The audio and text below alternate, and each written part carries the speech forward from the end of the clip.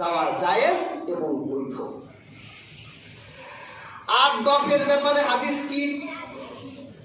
আল্লাহর হাবিব বলে ফাসলু মা বাইনা হালালি ওয়াল হারামি আস-সাওতু ওয়াদ-দাফু ফিন নিকাহ। আল্লাহর হাবিব বলেন বিবাহ বৈধ এবং অবৈধ হবে দুইটা বিষয়ে।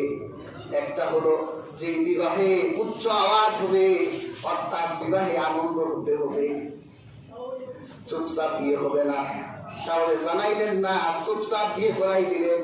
আল্লাহ রাসূল বলেন এটা বৈধ বিবাহ নয়, জানাতে হবে, উচ্চ আওয়াজ হতে হবে, দাওয়াত দেওয়া নেওয়া থাকতে হবে, ন্যূনতম কিছু লোক জানবে যে হ্যাঁ বিয়ে হচ্ছে।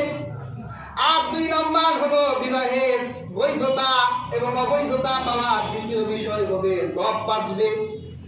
তার মানে বিবাহে দফ বাজা বৈধ। আল্লাহ রাসূল যেহেতু বলে